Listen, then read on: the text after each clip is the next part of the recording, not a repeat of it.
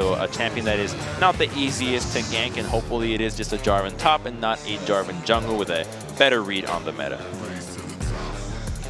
I like how Coma always goes over to whoever's picking what at the time, like what position they're going for, and we generally only see those kinds of body language movements when they're going for something pretty crazy. And this is going to be the Nidalee. Okay, never mind.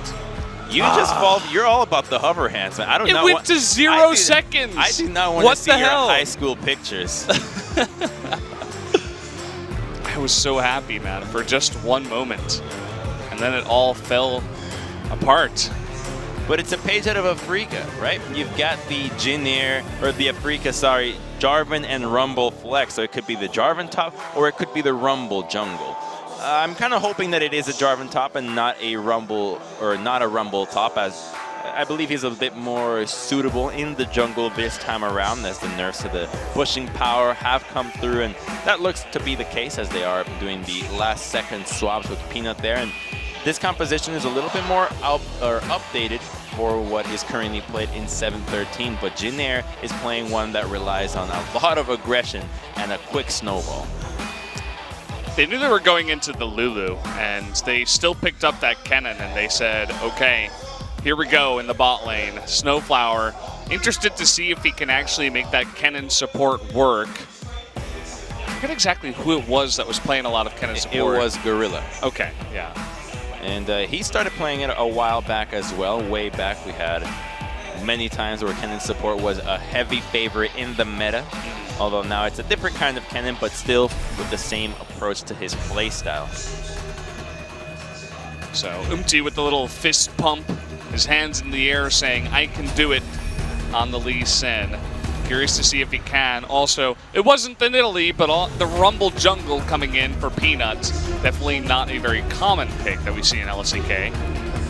Not at all, but it does offer a surprising amount of damage and setup in ganks. And speaking of setup, if I am Lee Sin, if I am Umti, I absolutely love what they have drafted around me. Camille, easy as hell to set up topside ganks. You've got LeBlanc that can help you in all the roams. And then the bottom side, Kalista Kennen. At level 6, you just chuck in the Kennen there with your electrical surge, your rush, your ultimate. It's so easy to kill everybody. Well, guys, game number 2 is all loaded up and ready to go. So let's jump into it and see if SKT can make it back.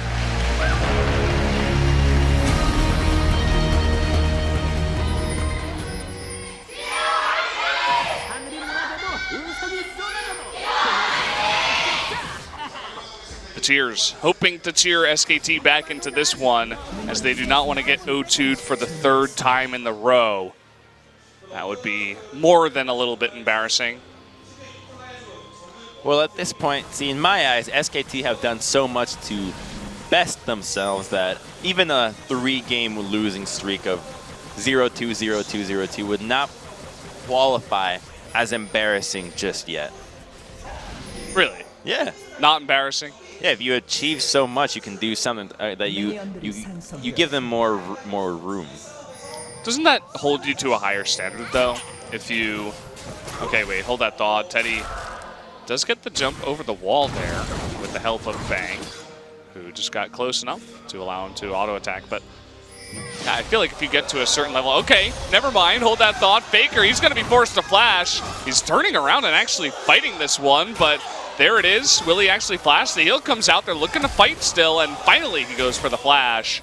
And that is not what you want when you're going up against LeBlanc Lee Sin. Okay, Faker, what are you doing? Because you also opted to burn the heal on that one, and now he's late to lane. No potion, half HP against LeBlanc Lee Sin that started chains. He could have just flashed out of that one right away. Instead, chooses to burn another summoner, thinking, oh, maybe we can set it up. You've got Kalista early on. You've got Kennen to deal with. It's unrealistic for that to work, and now, because he's back in lane, that level 1 play has conceded the laning phase in its entirety. This lane belongs to Kuzan now, and it will for the next X or so minutes. Yeah, I mean, what is going on in terms of the coordination and the communication on this side? Was it really just Faker's call, or were they telling him to turn around and actually fight that one? Because obviously, in that position, it was not the right choice. And, I mean, we already saw how confident Kuzan Umti looked. We'll see what they can actually do with the lead this large. going to be pretty funny to see. Teddy, though, eating a lot of damage. He's going to have to burn his own heal.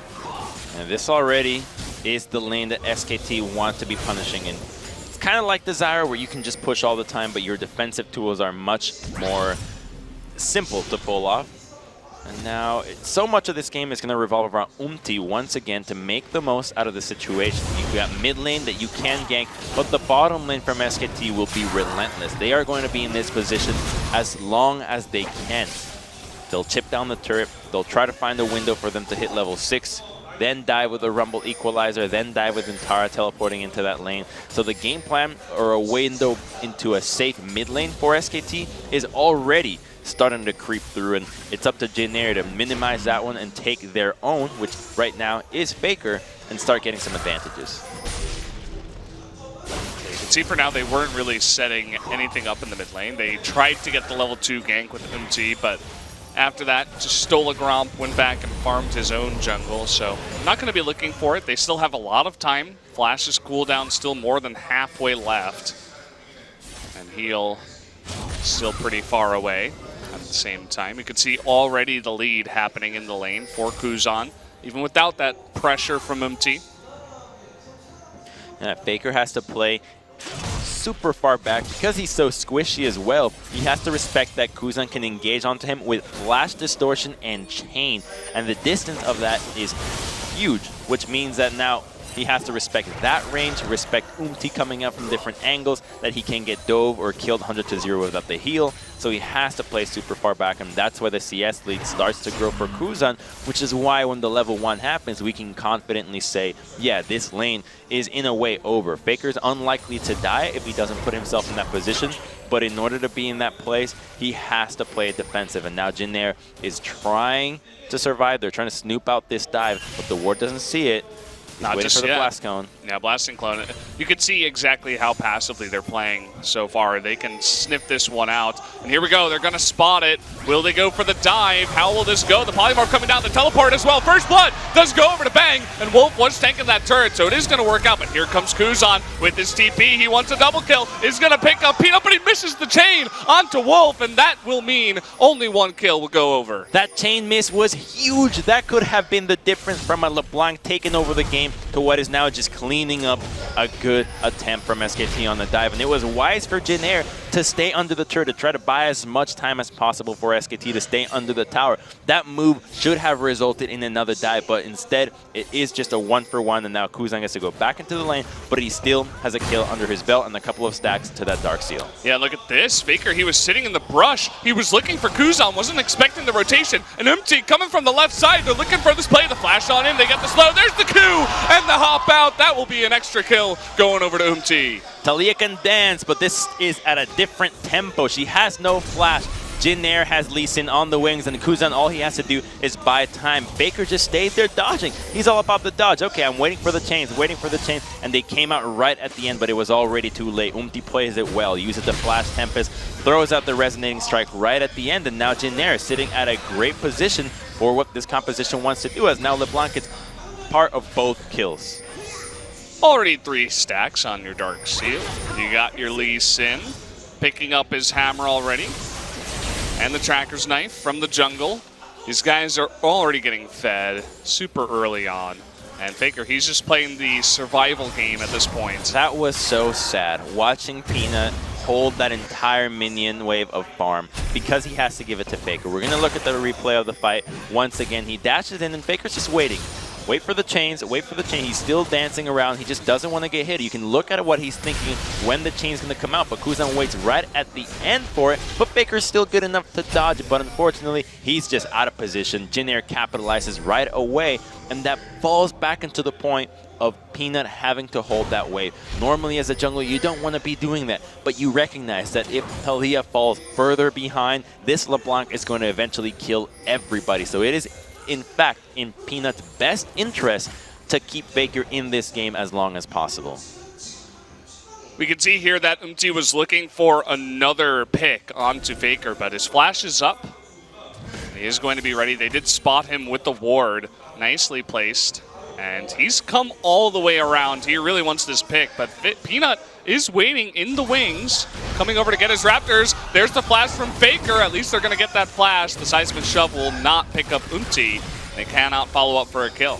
That's a great angle, and he had no idea that Peanut was coming there, actually. Oh, and look at this. Bang and Wolf, they were going aggressive. There's the flash in from Teddy, and the Rend in the last Q will come in and pick up the kill, and Wolf is going to go down too. A straight-up 2v2 that goes to Jin. And Jin is walking away with this game, and SKT just seems incapable of responding to it. You've got the Rumble jungle, but he's not even level 6 at this point. He can't offer anything to the map, and the overextension from the dual lane in the bot side ends up costing a kill without Kennen even needing to use his ultimate. So the engage starts off, and they spread out in the chains of corruption, but unfortunately Bang took so much damage from Kalista while they were focusing Snowflower that it just did not matter. Gets to walk away with it, get himself another kill, and this Kalista's already out of control.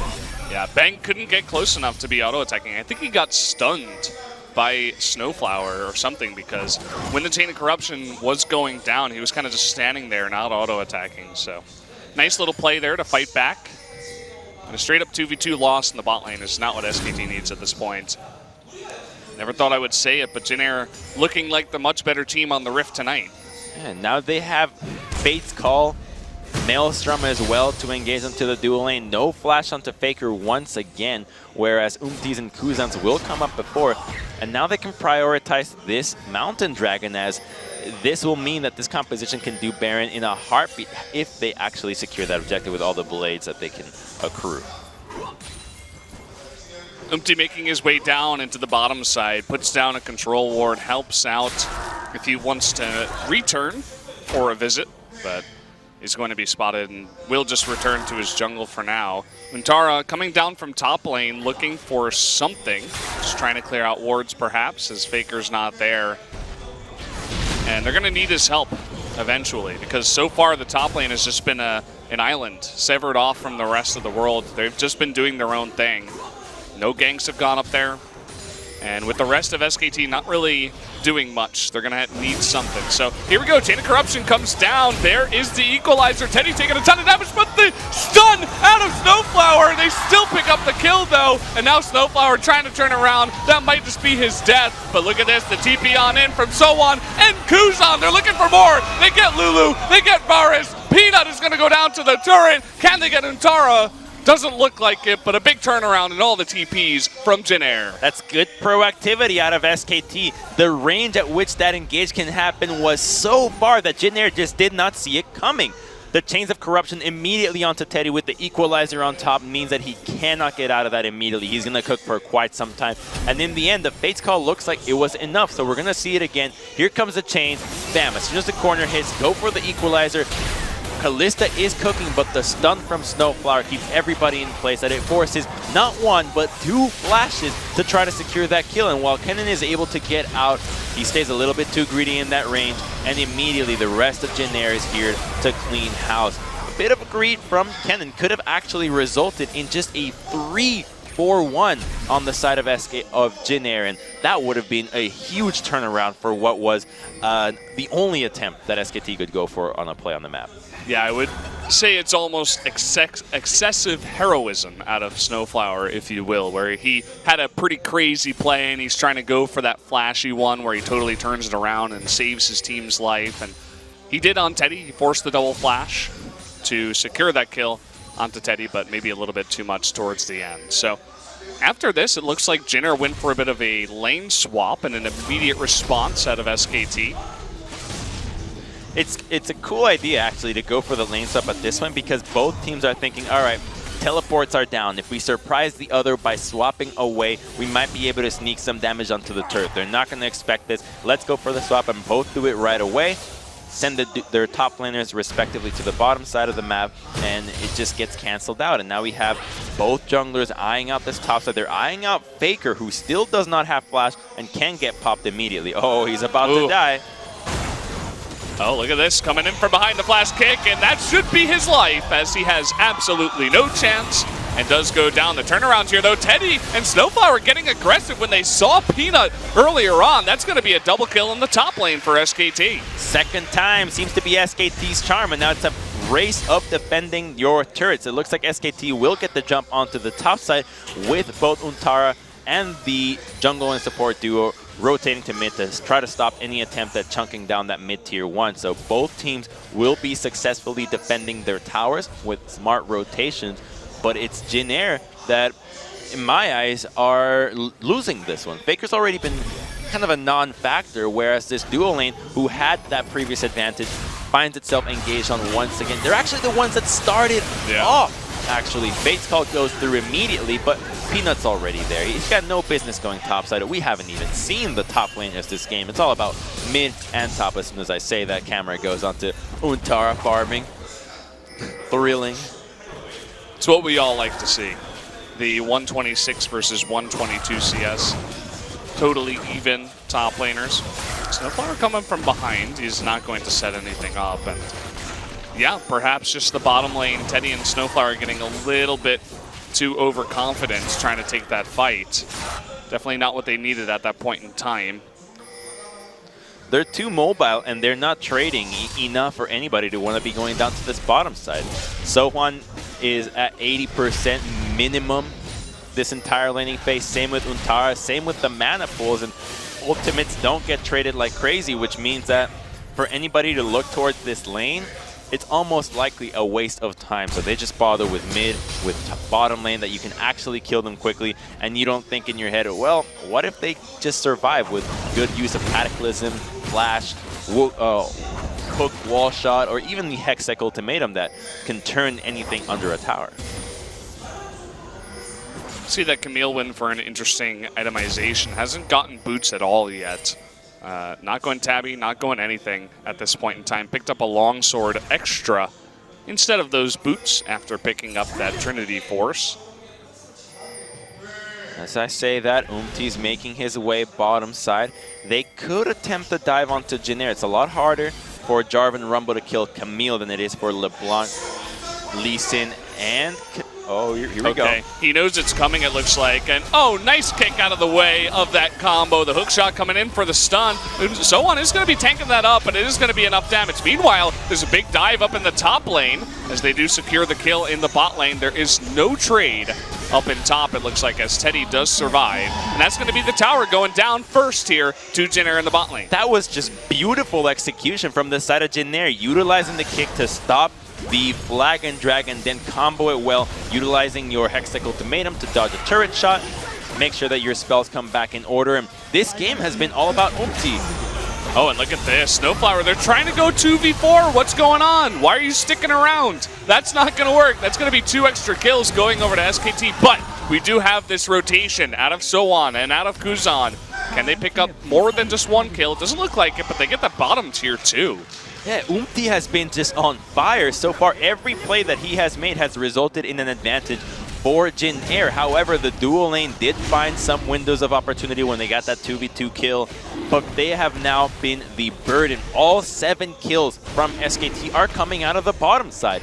1-3 Cannon, 2-4 Callista, and it's gonna happen. Well, first we're gonna look at the bottom side. So he opens up with the Q, great, but immediately sees he's just gonna combo away. Denied.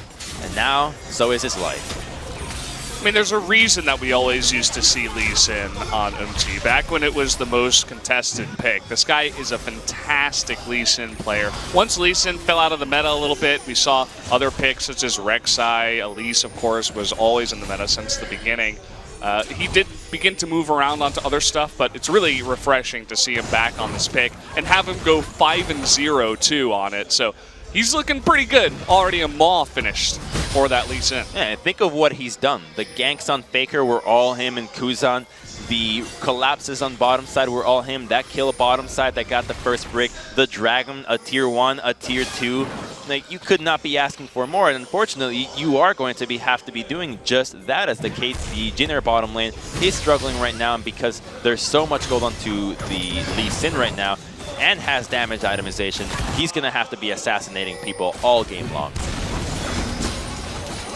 I mean, Umti, we saw him in the beginning of spring. He was definitely this rookie that was extremely inconsistent. He would have fantastic games at times, and then really awful games at times where he totally dropped the ball. But it seems like as he's getting experience in LCK, he just gets more and more consistent. And you're talking about how all the kills were set up by him in game number 2, but also in game number 1 on his Elise, the cocoons. It was really cool to see. He was mirroring his opponent so well, and now he's looking for more up in the top lane as Untara is in danger again. Here we go. He knows this is coming in. Can he stop that combo? Just going to go for the kick right away. They're taking out the turret first. Here comes the wall out of Talia, though. That is going to save Untara's life, but they do take down the turret. I think Sohan might have gotten stuck in some sort of terrain there, as they could have tried to perhaps turn onto that one and secure a kill onto the Jarvan. Instead, they just decide against it, go for the turret, secure the objective, don't bother with the chance that Talia and Rumble can be there to turn things around. And now they're going on to this Herald, but Peanut has an idea that this has happened. There is vision around, but taking a 3v3 on in SKT's current situation with their solo and dual lanes can prove to be too much, especially now that the dual lane is also rotated from bottom into mid to stop any attempts at Herald. Looks like mass recall out of SKT as actually Jin backs off of the Rift Herald. So with that rotation, they buy enough time to at least stop the Rift Herald from going down, but they are going to give up some map pressure as they all recall at this point in time. Red buff is going to be given over to Bang. Definitely going to help out for the 2v2 in the bot lane if they do go head-to-head from here on out.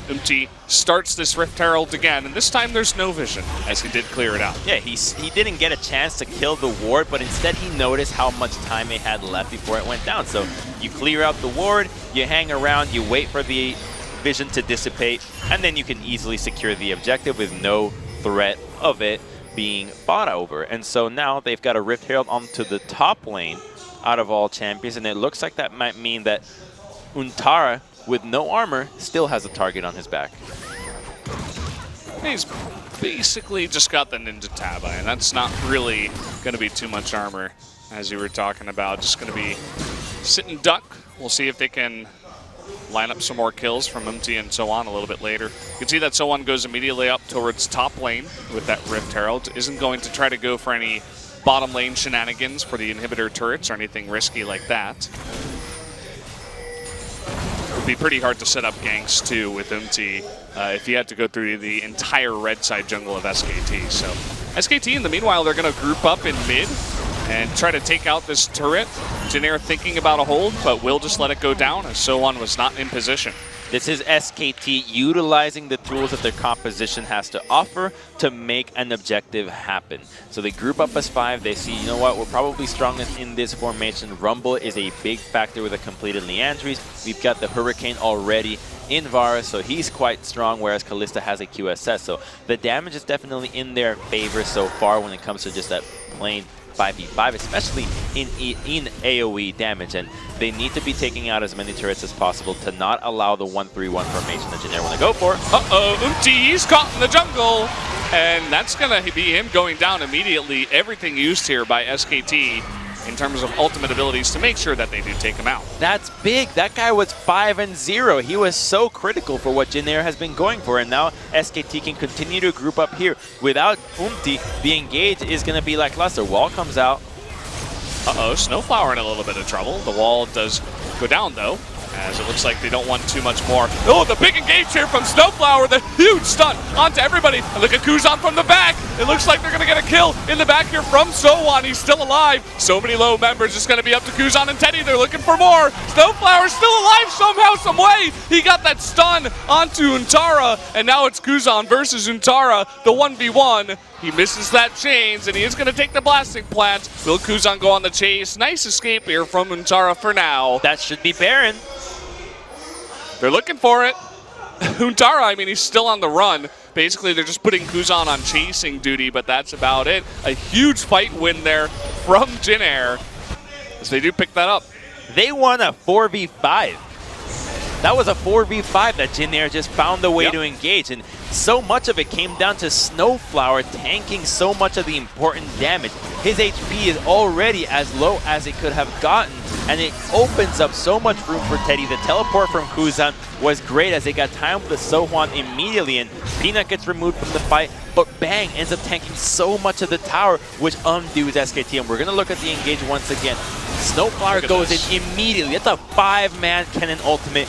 And into the Camille, hitting a great stun onto Peanut, so he gets comboed beautifully. Triple knockup. And then Bang is tanking tower onto that knockup with the flank coming out. So it could not have gone more perfect for Jin Air, and now they're rewarded with a Baron on the composition that can 1-3-1 effectively, and this just might be a huge Baron power play. And you're thinking about certain supports to pick up. Do you want that Braum? I mean, he's great for survivability, great engage as well, disengage, but if you want a 5-man stun, you got to go with that cannon. A little bit squishy right now, but with the Fate's Call, it doesn't matter how squishy you are. You can go in there and get a 5-man stun, set it up for your team, and then be saved. And with the help of Kalista, get another 3-man knockup. So the composition working wonders for Jin Air in that fight. They are incredibly far ahead now, as the Rift Herald does go down to that turret, but it's incredibly low. They are far ahead, but now they have to start cracking base turret. That's not going to be enough to just be able to get the mid-tier 1 and tier 2. They are in a position to go for more, and it just revolves so much around Kuzan and Sohan being able to overextend, utilize this Baron, and here it goes into the bottom side with Ukti following these two. Easily taking out the mid-tier 1. Going to be able to push that in. SKT not confident to take a fight there, as they're all split up. And that 1-3-1 you were talking about, waiting in the wings, daring someone from SKT to get too far forward. Not going to be diving any turrets just yet. Should be the slow, patient Baron push in the 1-3-1 out of Jin Air, as already lots of damage coming down, and Kuzan so ready to take that 1v1. Faker almost going down at the end. Kuzan eating too many turret shots, but will win that trade in the end and continues pushing the bottom lane. That's exactly the play pattern that LeBlanc wants to go for. That's why she's so powerful with this itemization. The Gunblade means that she can dive the turret, chunk you out, and then regenerate back onto the minion wave.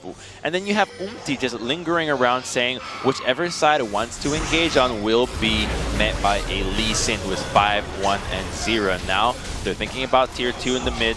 Engage top side though. Yeah, someone is not looking good against that, especially with the equalizer, so he may go down here, and down he goes.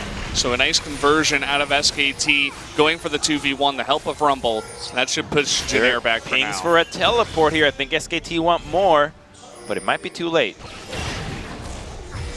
Yeah, not enough wards over there. There was one up in the red side, but they're thinking if Jin Air retreated through the lane, they would have pulled the trigger with the Jarvan. Instead, they go for the Dragon, and it's the right call to go for this objective. Now that they've lost a member, the push has been hindered. Fall back into the 25-minute Ocean Dragon, and that's just about as much priority as you should have for this objective. It shouldn't really not be valued over anything else. Look at what Kuzan is sitting on at 25 minutes, as you mentioned. Gunblade, Banshee's Veil, and a Void Staff that he just picked up. This guy is getting out of control. If you thought the trade went his way last time, well, let's see the next fight. You guys see here on screen how Sohan got clocked by Untara. Nicely done by him, and the help from Peanut to pick up that kill. And even though he had a Hydra, I have to imagine that the reason why he was so low when that started is he continued to just ignore Untara to try to get turret damage. And with a Hydra, you're doing that AoE damage. You can't resort to lifesteal on the way without hitting the champion. And so he ends up paying with his life and just did not expect Peanut to burn an equalizer to kill him. Worked out in the end because Jin Air's push was kind of losing steam towards that point, and picking up that kill totally took that train off the tracks. They did go back and use all that gold they got, at least, to buy up some items. So no big objectives on the map just yet. Baron nowhere close, as it did just get taken off of Jin Air. But Jin Air very comfortably about 10,000 gold ahead, and still putting on pressure in these lanes. And this pressure just means that the vision becomes all theirs, that SKT gets the jungle camps tonight, and that puts Peanut in an unfavorable situation. Even though his levels are still the same with Umti's, the overall levels are in the favor of Jin Air by about 2 or 3 right now, and as they continue to do this, it will only grow in their favor. They have cracked down that tier 1 into the bottom side, pardon me, the inhibitor turret, or tier 3, that will most likely be taken advantage of come this next Baron. So right now we can just expect no action for about a minute 30, minute 40 until Baron truly spawns, and then we can see everybody migrating to the top side of the map. You can see that they're edging down towards bottom, as Kuzan is the lane that will put the most pressure on because he's pretty far ahead of Faker at this point. So always at the ready are Bang and Wolf to rotate down, need be, if a fight does break out. No farts in this game, not yet. And yeah, it looks like you were right. No real action so far. Although Faker is coming in here looking for that knockup, but he's facing up against that LeBlanc, so having a bit of trouble with that one. There's no need. You can do this, and just how we got shown in the vision, if you do this for a long enough time, you don't even have to bother clearing out vision. Only control wards can survive, which means that everything is guaranteed to have died off from when it comes to SKT regular vision. And so just buying time that you know they're in their own base means that you guarantee not having any wards. The base call just gets popped, so not a big deal. It's not a greatly long cooldown, so they will just have Kennen heal back up, and now the vision begins around Baron as it spawns in 35. Yeah, just a trade for trade on the ultimates. Bang using that chain of corruption, saving his life was Teddy. And here we go. SKT really trying to come on through and put down whatever vision that they can. And looks like Sohan with a pretty nice wave down in bottom lane. Someone's going to have to go deal with that. It looks like the answer is Untara for now. Sohan is 2 levels on him. Fighting over the red buff. It looks like Jin has delegated 2 people down here, and it might... Oh, we're going to see a high-octane decision-making happen real soon as this dual lane. They're going to surprise Jarvan, so they're going to kill Untara, but SKT needs to respond with Baron. Oh, they don't actually go for the Hextech ultimatum. So they cannot lock him down, even though Kuzan is still waiting in the wings, looking for that high-octane play you were talking about. The wall comes down here, and Faker, he jumps on over very confidently, taking a bunch of damage from Teddy. And the teleport coming in will have to be canceled. But look at the bottom lane. SKT doesn't get anything, and the inhibitor is going to go down. Bold TP there, and Sohan with red buff with LeBlanc behind him. She gets spotted in a ward. It just cannot defend. Untara has no business, just gets to look at his inhibitor just get decimated, and he had no chance of even fighting that one in the first place. So Jin just playing the map well. SKT looks for picks, unfortunately, between Fate's Call and how mobile the entire lineup of Jin is, they just haven't found anything. SKT really struggling at this point. Sohan is still putting on immense pressure in the bot lane, and Wolf he's resorting to tactics that, again, we can only describe as desperate. He's trying to put down control wards just to spot if the Baron is being taken over the wall, whereas Jin is just waiting for those wards, clearing them out. They did thankfully get that Scuttle Crab, which definitely helps out in showing any normal Baron take coming through from Jin. That was a big steal on that final Harpoon from Peanut. Otherwise, the re-engage onto Baron attempt from Jin would have had the threat of a turnaround be that much more obvious, because with the Scuttle Crab there from SKT, at least they know when the team is going to turn off, who's around Baron for the most part. There are glimpses of vision, and now it looks like Jin still wants to control this bottom side. Unfortunately, I don't think Untara will be priming himself to get dove by Camille and LeBlanc, because he doesn't have any business leaving his base at this stage. Yeah, you can see how safe he is playing in his base. Sohan trying to engage on him, trying to push on in. And he's just struggling with those super minions. Kuzan hasn't really shown himself just yet. They want to push on in with the wave. And here we go. How is SKT going to respond? Looks like Kuzan and Sohan, though, are not going to commit just yet. Very carefully pushing in. You know, it's in these moments where you could truly see the value of a LeBlanc clone. SKT would lose their brains, but they're going to lose Jarvan. And look at the wall coming down. Faker, he wants to come on in. Untara, though, is going to eat it, and all of a sudden this turns into a 1v2 for Faker. The rest of SKT, they're trying to rotate on down, but Jinner's following them. The chains are going to come here, but SKT, they're not confident to take the fight. And so that's just going to be a dead Jarvan for 40 seconds, and Jinner's control of the Rift.